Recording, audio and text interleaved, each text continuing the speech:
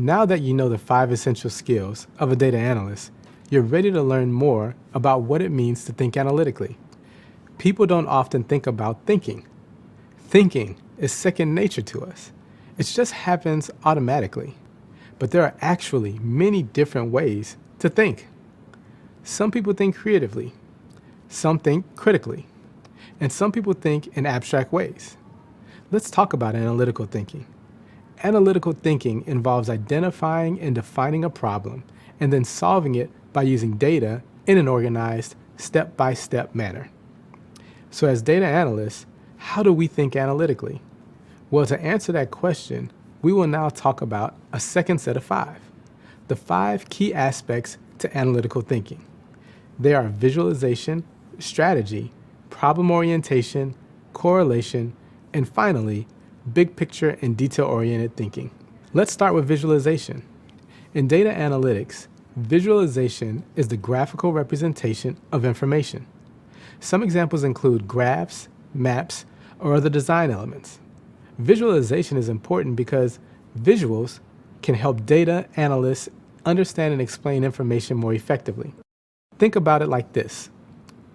If you are trying to explain the Grand Canyon to someone, using words would be much more challenging than showing them a picture. A visualization of the Grand Canyon would help you make your point much quicker. Now let's talk about the second part of analytical thinking, being strategic. With so much data available, having a strategic mindset is key to staying focused and on track. Strategizing helps data analysts see what they want to achieve with the data and how they can get there. Strategy also helps improve the quality and usefulness of the data we collect. By strategizing, we know all our data is valuable and can help us accomplish our goals. Next up on the analytical thinking checklist, being problem-oriented. Data analysts use a problem-oriented approach in order to identify, describe, and solve problems. It's all about keeping the problem top of mind throughout the entire project. For example, say a data analyst is told about the problem of a warehouse constantly running out of supplies. They would move forward with different strategies and processes, but the number one goal would always be solving the problem of keeping inventory on the shelves. Data analysts also ask a lot of questions. This helps improve communication and saves time while working on a solution. An example of that would be surveying customers about their experiences, using a product and building insights from those questions to improve that product. This leads us to the 4th quality of analytical thinking, being able to identify a correlation between 2 or more pieces of data. A correlation is like a relationship. You can find all kinds of correlations in data. Maybe it's the relationship between the length of your hair and the amount of shampoo you need. Or maybe you notice a correlation between a rainier season leading to a high number of umbrellas being sold.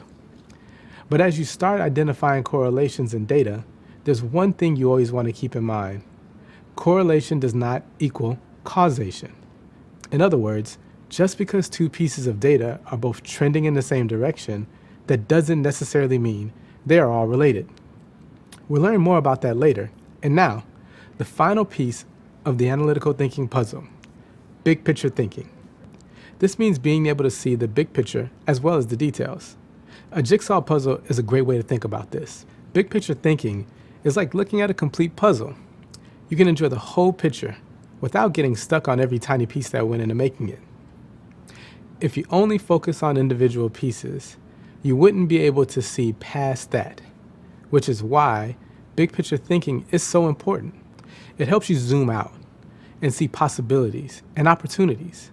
This leads to exciting new ideas or innovations. On the flip side, detail-oriented thinking is all about figuring out all of the aspects that will help you execute a plan.